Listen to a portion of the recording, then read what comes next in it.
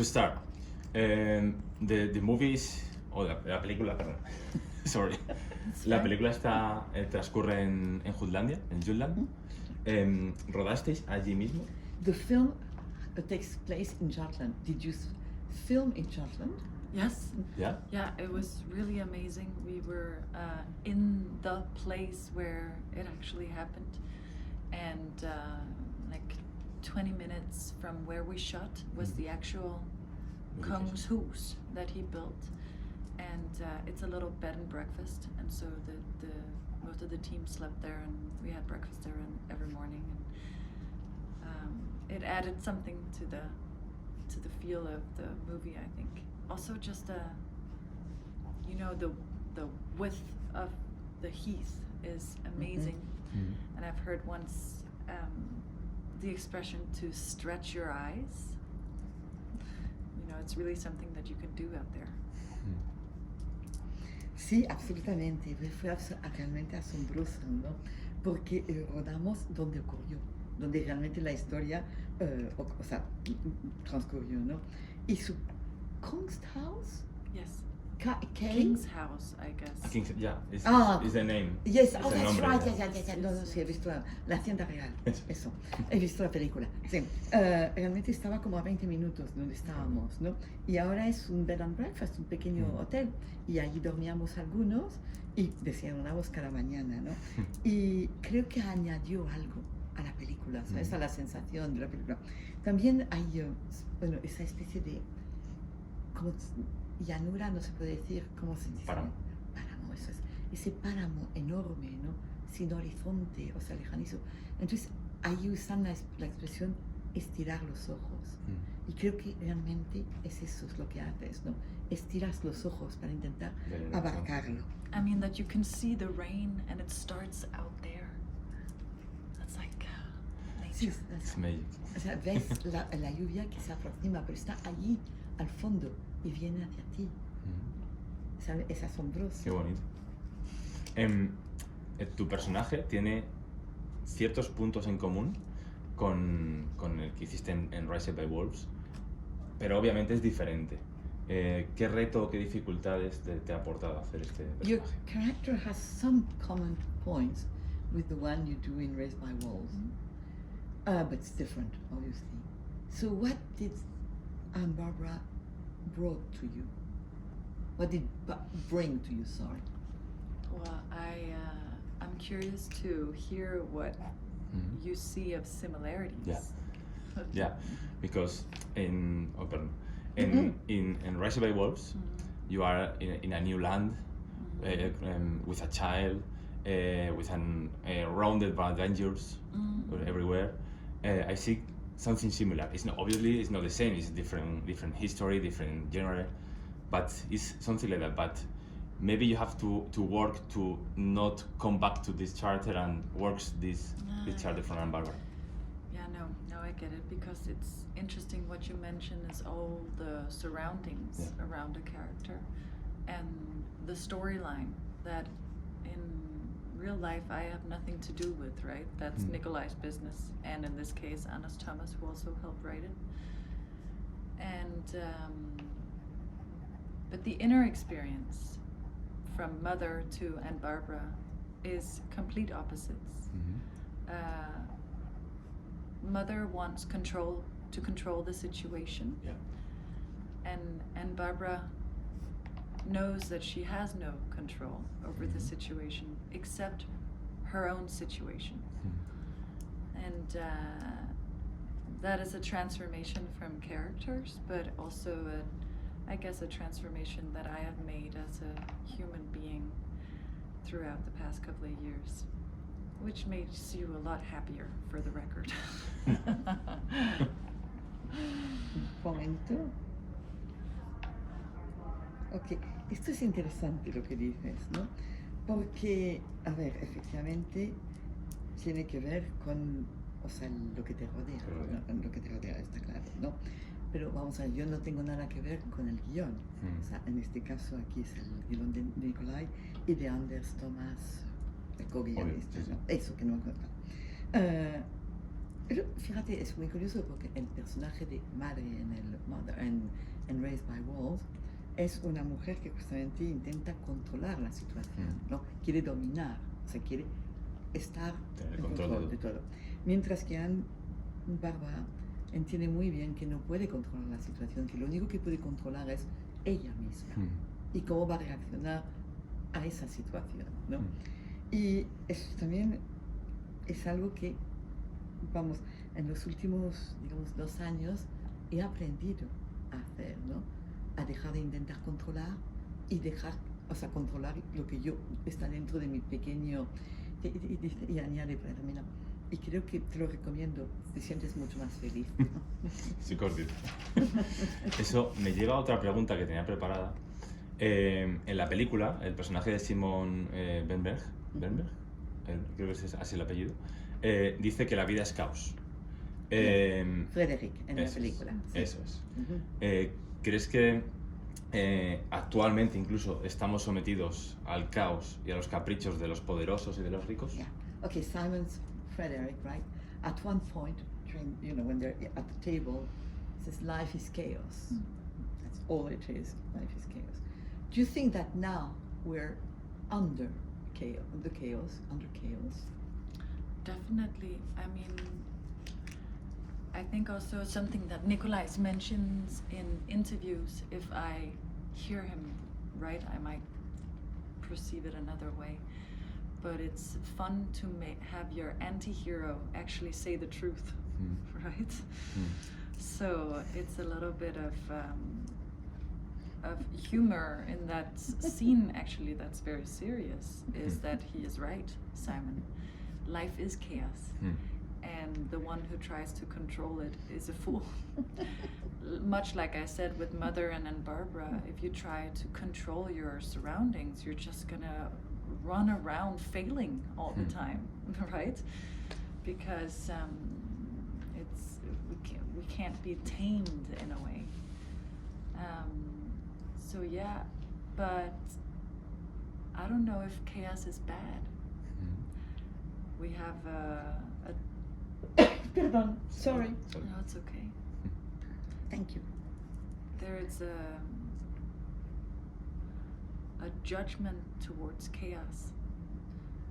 But if you look at the clouds or raindrops or bubbles in a bath, it's also chaos, but it's very beautiful.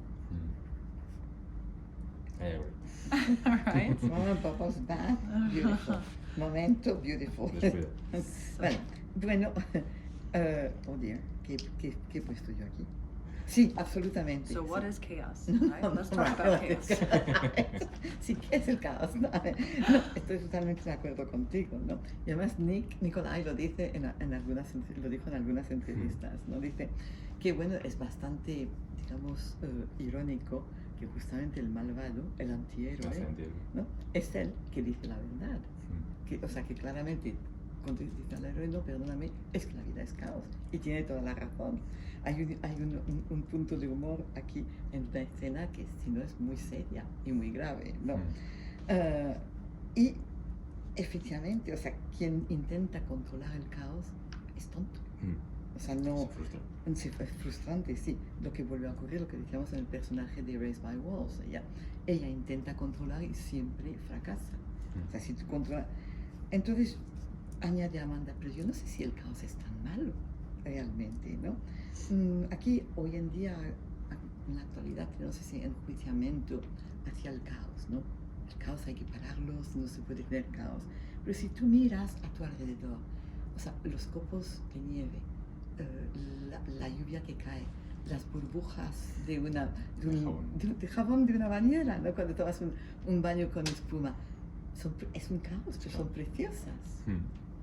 Yo he disfrutado mucho la película porque nada más empezar me ha recordado al western, a las películas de western. ¿Era intencionado buscar ese tono, buscar esa dinámica de western? I really enjoyed the film, but there's something right at the beginning, the moment it starts, I don't know why, it brought me back to a western. Was it intentional? Did Nikolai ever tell you if he wanted? No, I have no idea actually. No lo sé, la verdad. But I mean, I love westerns. Me encanta. One of the characters that I talked to Nikolai about in the beginning was that every time I talked about Anne Barbara, I saw this mix between Jennifer Jason Leigh in the Hateful Eight, that like, and I always forget her name because she's so transparent, but Top of the Lake. Have you seen that series? Top of the Lake, ¿te suena la serie? No. Top of the Lake. What's her name? No. I'll find it for you later. She Luego se plays, acordará. she plays this amazing character, and she has gray hair to here, and she just sits and smokes like this, and she's so wise. So it's almost like a merge between those two images. So you try to merge between them? Well, it's just like when you try to say like maybe she's more like this or maybe she's more like this. Like when you think of other characters you've seen, those two characters came to mind. Okay. And definitely, the Hateful Eight is a westerny feeling. No, I don't know. Sí, tú I'd sabes- love to be in a western. Let's call it a western. Me encanta la idea de que son western. Sí, sí. Lo bautizamos western. Ok. ¿Vale? ¿Te traduzco esto? Sí, claro. Sí, a ver. Y hacemos la última. Sí, entonces, bueno, es curioso porque yo justamente cuando, o sea, que me digas esto, porque yo hablé con Nikolai, ¿no? Y le dije que mi carácter veía en Bárbara un poco como un cruce entre Jennifer Jason Leigh, Sí. Los de esos 8. Los odiosos 8 en español, vale, es como siempre cambia, y una serie que se llama Top of the Lake. Hay que buscarlo. Sí, entonces es una mujer, 50 y algo años, pelo gris hasta la cintura, sentada en el porche, siempre fumando, ¿no? Y es muy sabia. Y era un poco ese cruce, ¿no? Entre los dos personajes. Pero vamos, lo llamamos western, Western, ¿no? western. Porque a mí me encantan los westerns.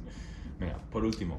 Last question. Yo soy un gran fan de los casos del Departamento Q, los cuales escribió Nicolás Garcel. Cuando has cogido el guión, ¿cómo lo has visto? Porque tú apareciste en una de las películas. ¿Qué diferencia has visto entre este guión de ahora con el que te ofreció por entonces? I'm a big fan of Nikolai's 3 films. You know, the Q department? Yes, Right. And you I were- was in one of them. Right. That's what he said. Yeah, that's right. Exactly, that's right. That's the question. And I know you were in one of them. And I would like you to know, when you received this script, how did it weigh compared? What was the difference? What was Yeah. different from the previous? Ah, Okay. It's actually it's a great question. Thank you, because the experience was very similar actually. When you know, you just know, and so the Department Q movie was a completely different. Like I didn't just get a phone call. I had never made a movie, and so when I got the script, casting scenes, I felt the same instinct. This is me, but there was no way that I had the right to say that because I never made a movie and this was a big movie. But in a way, you just know. And yeah, so I did a casting, and I thought it was all I could think of in that casting was like, my co-actor is so great. But in a way, it ended up being me. So yeah, and that was a wonderful experience as Yeah, well. it's a big movie. Yeah, Hans Peter is great. Yeah. Yeah. I have to explain why the phone call, otherwise it's not going to make any sense. Because we haven't spoken in this interview about the phone call. Oh, sorry. That's yes. okay, yeah. I'll make it brief.